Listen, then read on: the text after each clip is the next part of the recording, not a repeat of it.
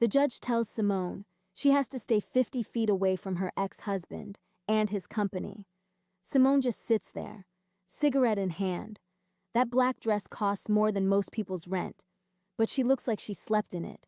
She's not crying, not arguing, just there. Junho's across the room with his arm around Minji, some girl who's 25? He keeps glancing at Simone with this sad little smile, like he's the victim here. His mother's in the back row, Mrs. Park. She's smiling too, finally got what she wanted, her son, with the right kind of woman. Do you understand, Mrs. Park? 50 feet. Yeah, I got it. 50 feet. Fine. She doesn't need to be close anyway. See, Junho sold her company 3 weeks ago, the one she built. Sold it to the Black Dragon Syndicate for $50 million because he owed them money. Gambling debts. He thought that was it. Deal done. Except the software doesn't work. Won't even open. Because Simone programmed it that way. Now Junho's standing in the rain outside their apartment. The locks won't recognize his face anymore. His cards are frozen. His phone keeps buzzing with blocked numbers. Simone's inside pouring wine. The Mafia's looking for him. Chairman Han specifically. And Junho? He's about to show up at Simone's office tomorrow morning. With a resume, begging for a job cleaning floors in the company he stole. Wei? She says to the empty room. Why would I help you? Subscribe to find out what happens next. Drop a comment and tell me where you're from. I want to know how far this goes. Junho's hands are shaking when he gets to the penthouse. It's 11 p.m. The restraining order's been active for maybe 6 hours. He figures Simone's probably at some hotel, crying into expensive sheets. That's what women do, right? Fall apart? He presses his thumb to the scanner. Nothing. He tries again, leans closer. The blue light scans his face. Access denied. What the? He pulls out his phone. Try the app, the one that controls everything in the apartment. Lights, temperature, door locks, user not recognized. Junho stares at the screen. His photo's gone, just gone, like he never lived here. He starts banging on the door. Simone! Simone! Open up! A neighbor's door cracks open down the hall. Old Mr. Kim. He looks at Junho like he's trash. She's not home, Mr. Kim says in Korean. And even if she was, why would she let you in? The door slams shut. Junho slides down against the wall, his suit still damp from standing in the rain earlier. His phone buzzes. Unknown number. He doesn't answer. It buzzes again. And again. He turns it off. By morning, Junho's sleeping in his car in the parking garage, a Mercedes he bought with Simone's money. He wakes up to someone tapping on the window. Security guard, young guy. Looks nervous. Sir, I'm sorry, but you can't park here anymore. Your name's been removed from the resident list. That's my apartment up there, 31st floor. I'm just doing my job, sir. Junho drives to his office. Well, his office. The building Simone designed, the company Simone built. He tries his key card at the front entrance. Access denied. The receptionist won't even look at him. I'm the CEO, Junho says. Not anymore. She's typing something. Won't make eye contact. Security's on the way. You need to leave. I built this company. The receptionist finally looks up. Her face is cold. No, sir. Your wife built it. You just showed up for the photos. 2 security guards appear. Junho knows them. Sang-min and David. They've worked here for 8 years. Let's go, Mr. Park, Sang-min says quietly. Don't make this worse. Junho leaves, gets back in his car, tries his credit card at a coffee shop. Declined. He tries another card. Declined. The barista's staring. There's a line forming behind him. I'll come back. Junho mutters. He checks his bank app. The joint account that always had at least $2 million in it? Balance, 0-1. He calls the bank, waits on hold for 20 minutes. Mr. Park, yes. Your wife, sorry, ex-wife, withdrew all shared funds yesterday at 3 p.m. It was all legally hers. The prenup you signed gives her full control of assets acquired during the marriage. What prenup? I never... Signed in 2005, sir. Would you like me to email you a copy? Junho hangs up. He never read that contract. Simone had smiled and said it was just paperwork. Her father insisted. Junho had signed it at their engagement party, drunk on soju and compliments from her family. Before we continue, quick question. Where in the world are you watching from? Drop it in the comments and subscribe for free, because the next story might be even crazier than this one. The rumors start that same afternoon, at Salon de Seoul in Gangnam, where the wives of CEOs and politicians get their hair done. Mrs. Choi is talking. Did you hear about Jun-ho Park? The tech guy? He's not a tech guy. He's nothing. His wife was a genius.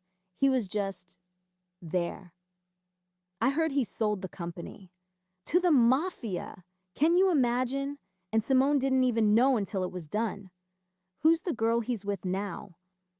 Some 24-year-old. I saw them at the courthouse. She was wearing a Chanel bag, probably bought with Simone's money. By evening, it spread to the golf clubs, the private members' lounges, the restaurants, where deals get made over grilled beef and aged whiskey. Everyone knows. Junho walks into his favorite restaurant that night, the place where he used to bring clients, where the owner always saved him the best table. The owner sees him, turn away. A waiter approaches. I'm sorry, sir. We're fully booked tonight. The restaurant's half empty. I have a standing reservation, every Thursday. That reservation was under Mrs. Park's name, sir. She canceled it. Junho's face goes hot. There are people watching. People he knows. A CEO from Samsung, a film director, a prosecutor. They're all looking at him like he's dirt. He leaves. Try another spot. Same thing. By the end of the week, Junho can't get a table anywhere in Gangnam. Can't get past a doorman at any club. His name's Poison. His phone rings. Finally, a number he recognizes. Chairman Han. Junho answers. Mr. Han, thank God. I can explain. Where is she? Who? Your wife. The woman who actually built the software I paid $50 million for. Junho's throat goes dry. What's wrong with the software? It won't open. Every system we try to install crashes. We brought in our best people. They say it's locked, encrypted, and only one person on Earth has the key. I can fix it. I just need some time. Chairman Han laughs. It's not a friendly sound. You? You couldn't fix a broken door. We looked into you, Mr. Park. You're not a programmer. You're not an engineer. You're a face, a smile. A man who married well and pretended to be a genius was his. That's not... Find Simone. Bring her to me. You have 72 hours. The line goes dead. Junho tries calling Simone. Goes straight to voicemail. He texts her. No response. He shows up at the penthouse again. Still locked out. He calls her office, the one she used to work in before he sold the company. Ms. Park no longer works here. The assistant says, Would you like me to connect you to our new head of technology? Where is she? I'm not authorized to share that information. Junho's running out of options. He calls his mother. Yama, I need your help. You made your choice, Junho. You wanted that girl. You got her. What do you need me for now? The company? The sale? It's falling apart. I need to find Simone. His mother's voice turns icy.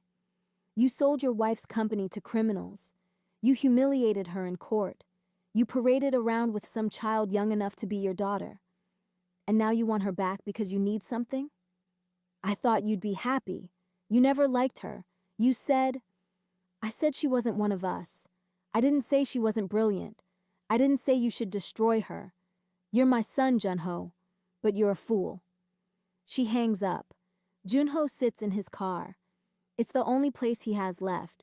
He's been sleeping in parking lots, using public bathrooms to wash up. His suit smells like sweat and desperation. His phone buzzes. Text from an unknown number. You have 48 hours. Chairman Han's not playing. Simone's new place is above a butcher shop in Itaewon. The stairs creak. The walls are thin. She can hear her neighbors arguing in 3 different languages. It's the opposite of the penthouse, the opposite of everything she had, and she loves it. She's sitting on the floor, eating ramyeon straight from the pot, when there's a knock.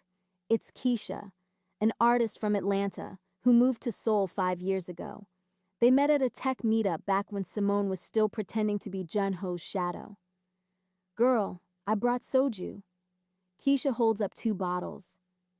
Figured you could use it. They sit on the balcony. It overlooks the street, food carts, neon signs, people actually living instead of performing. You really did it, Keisha says. Did what? Burned it all down. Simone lights a cigarette. Not all of it, just his part. The whole city's talking. They're saying Junho's finished. Good. They're also saying the Mafia's looking for you. Simone blows smoke into the night air. Let them look. You're not scared? Of what? Men who think violence makes them powerful? Simone laughs. I've been married to a parasite for 20 years. The Mafia's got nothing on that. Keisha grins. You're kind of terrifying, you know that? I know. They drink, talk, laugh. For the first time in years, Simone feels like herself. Her phone buzzes. She ignores it. Buzzes again.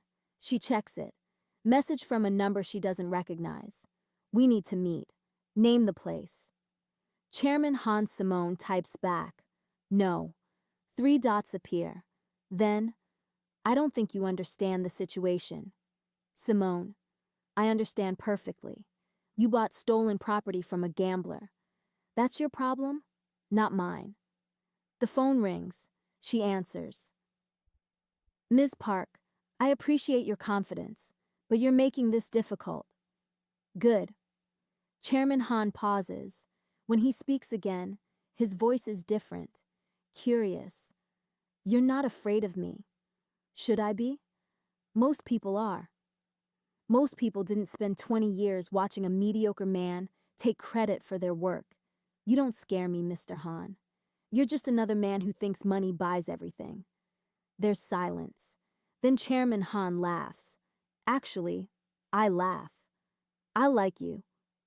I don't care. How much do you want? For what?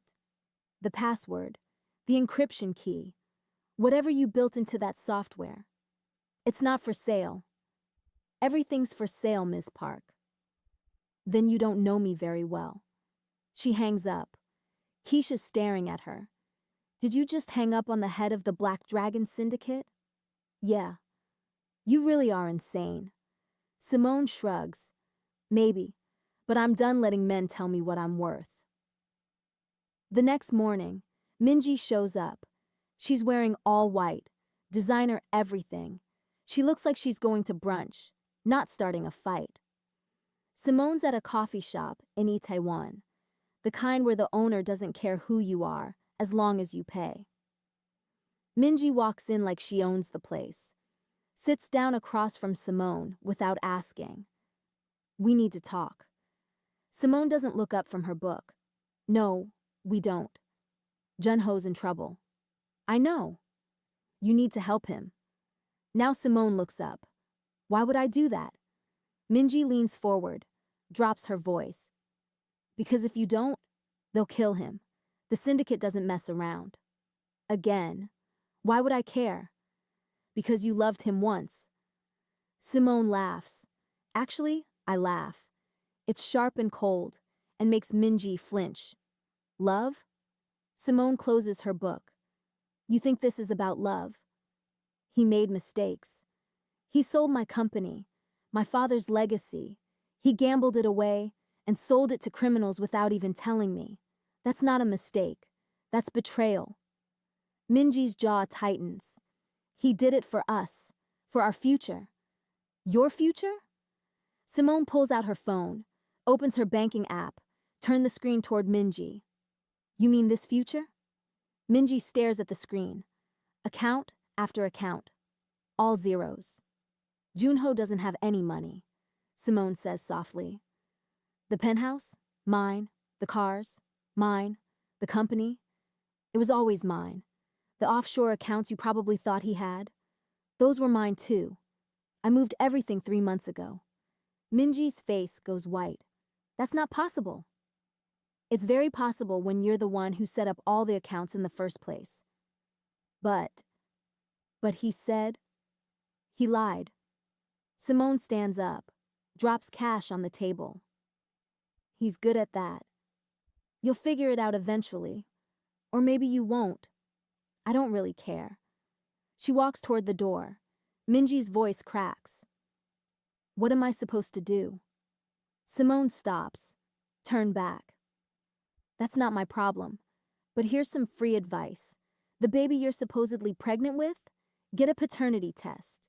Junho's been sterile since a bad case of mumps when he was 30. It's in his medical records. I'm guessing whoever's actually paying you didn't mention that part. Minji's face goes from white to gray. Simone leaves. Outside, she lights another cigarette. Her phone's buzzing again. Chairman Han. She lets it ring. A text comes through. Your husband has 24 hours. Simone types back, ex-husband, and that's still not my problem. She deletes the thread, blocks the number. Keisha texts, you okay? Simone, perfect. Want to get Korean BBQ tonight? Keisha, always. Simone walks down the street. The sun's out. Street vendors are setting up. Someone's playing music from a speaker.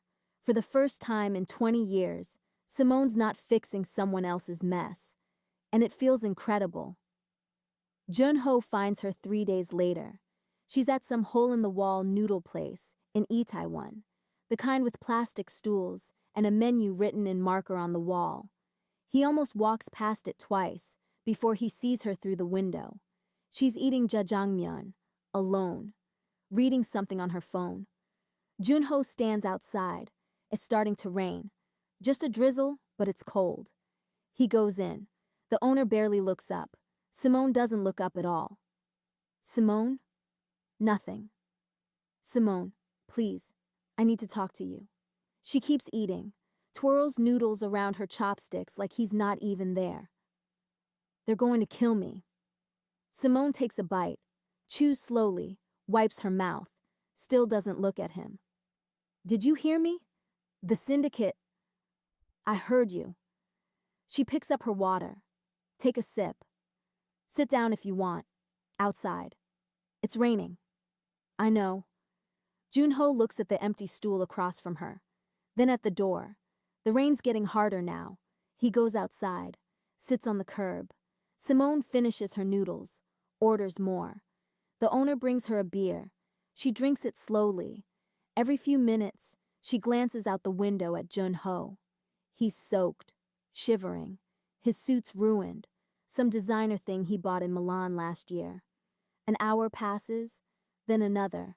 The owner starts cleaning up. Simone pays, tips extra, takes her time putting on her jacket. She walks outside. Junho scrambles to his feet. Simone, walk with me. She starts down the street. Junho follows. Water's running down his face. Can't tell if it's rain or something else. They end up at a park, empty because of the weather. Simone sits on a bench under a covered area, lights a cigarette. Junho stands in the rain, waiting. Please, he says. His voice cracks. I'm begging you. I can see that. They gave me until tomorrow. If I don't bring you to them, then don't bring me to them. They'll kill me. Simone blows smoke. Watch it disappear into the rain. Probably. Junho's knees buckle. He catches himself on the bench. How can you be so cold? Cold. Simone looks at him. Really look at him for the first time. I gave you 20 years. Built everything while you played CEO. Smiled through every dismissive comment from your mother. Pretended not to notice when you came home smelling like someone else. And you think I'm cold? I made mistakes. You sold my father's company to pay off gambling debts. You used my money to get a restraining order against me. You brought your girlfriend to court to watch me lose everything. Those aren't mistakes, Jun-ho. That's who you are. Jun-ho's crying now, full on sobbing. I'm sorry. I'm so sorry. I'll do anything. Anything. Yes, anything. Please. Simone stubs out her cigarette. Go home. I'll think about it. I don't have a home. You took everything. I took what was mine. There's a difference. She stands up. Start walking. Wait. Junho grabs her arm. She looks at his hand, then at his face. Doesn't say anything. Just look. He lets go. Tomorrow, she says. Meet me at the coffee shop in Noksapyeongdero. 9 a.m. Don't be late. She leaves him standing there in the rain. The coffee shop's nice. Not fancy, but clean. Good coffee. Simone's already there when Junho arrives at 8:45. He looks worse than yesterday. His suit's still wet. He probably slept in his car again. Simone's drinking an espresso. There's a folder on the table. Junho sits down. Thank you for... Don't. Simone slides the folder across.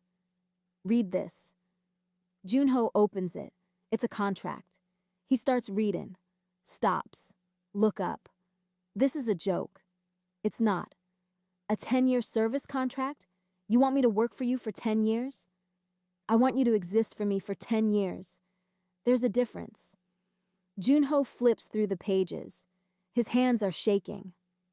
This says you control where I live, what I do, who I see, everything. Yes, this is insane. So is selling someone's company to the mafia. But here we are. Junho throws the contract on the table. I won't sign this.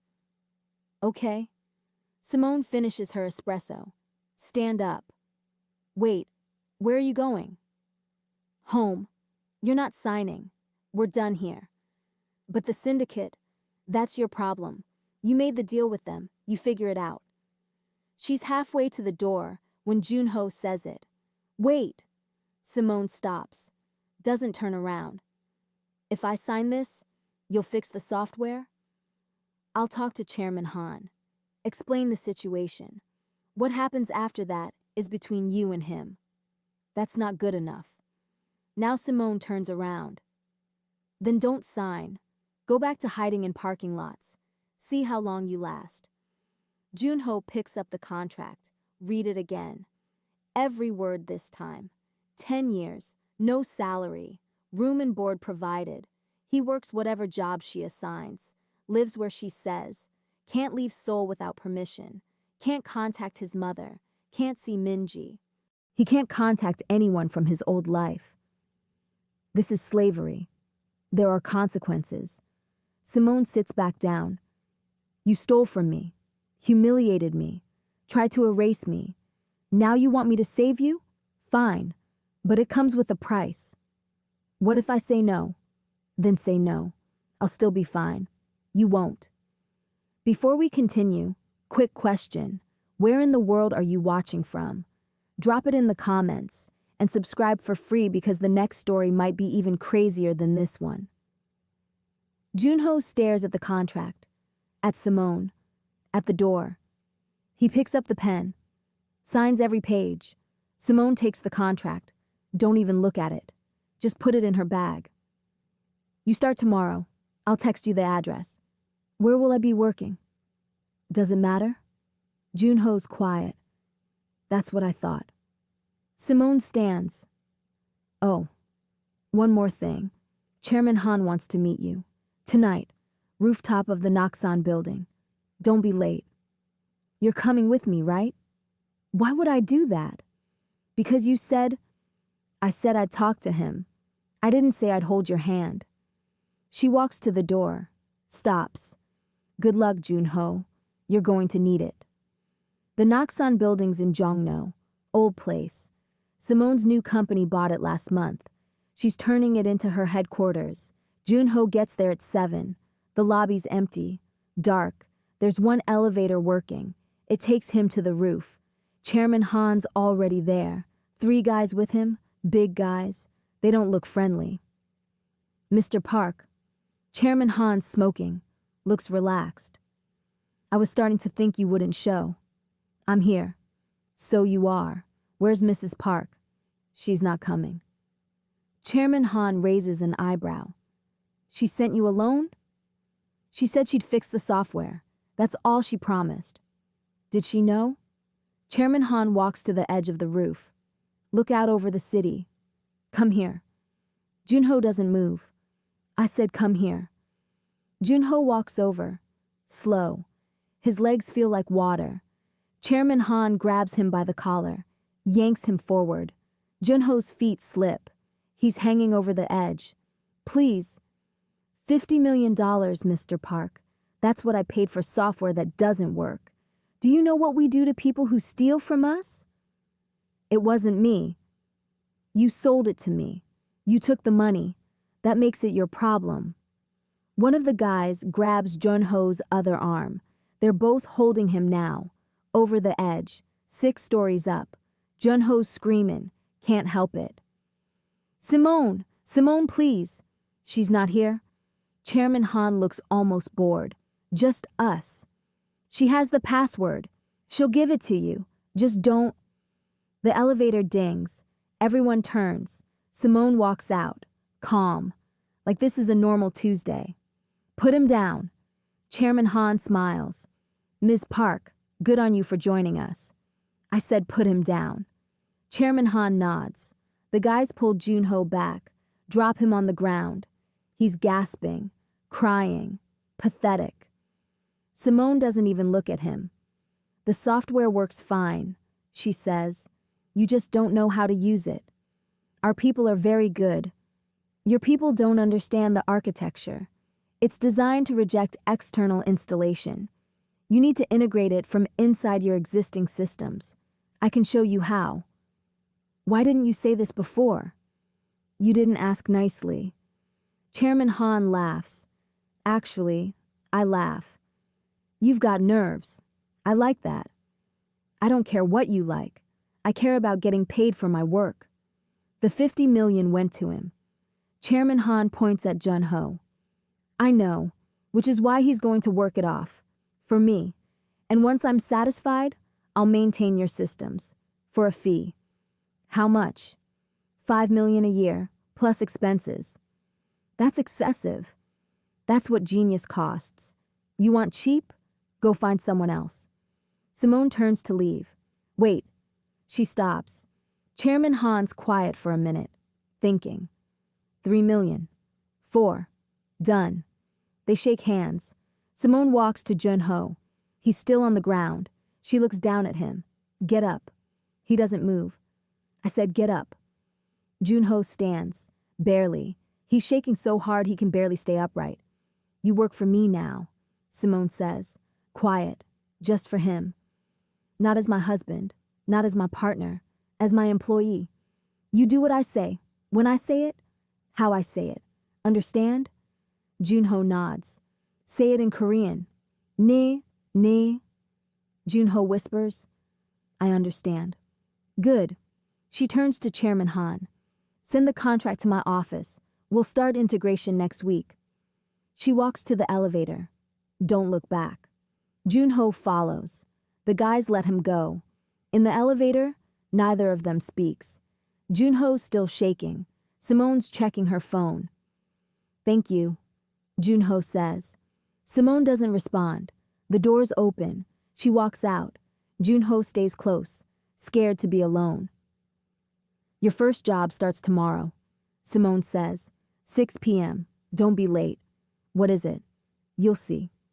The gala's at the Shilla Hotel, biggest ballroom they have. Simone's launching her new company, Phoenix Systems. Everyone who matters is there. Tech executives, government officials, investors from 3 continents. Junho's working coat check. He's wearing a uniform, black vest, white shirt, name tag that says staff. The first person who shows up is Mr. Kang, CEO of Junho's old rival company. He hands Junho his coat without even looking at him. Then he does a double take. Junho? Junho hangs up the coat. Good evening, sir. Why are you? Enjoy the event. Mr. Kang stares, then laughs, walks away laughing. More people arrive. People Junho used to have lunch with, play golf with, people he looked down on. They all see him. Some laugh, some look away, some take photos. Junho stands there. Take coats, hang them up, say thank you over and over. His face is burning. He wants to disappear. Simone walks by around 8. She's in a red dress, hair perfect, diamonds everywhere. She looks like she owns the world. She does own the world, at least his world. She glances at him. Don't smile. Just walk past. Chairman Han shows up at 8:30, hands Junho his coat. Good to see you found employment, he says, grins. Walk inside. Junho's mother arrives at 9. She stops when she sees him. Her face goes white. Junho, 안녕하세요, 안녕하세요, he says, bows slightly. What are you doing here? Working. For her? Yes.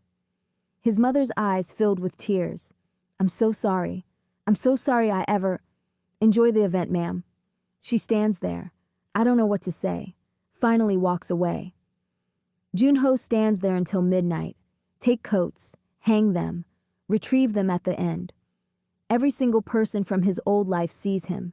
Every single one knows what he's become. When it's over, Simone finds him. The ballroom's empty now, cleaning crew's working. Good job tonight.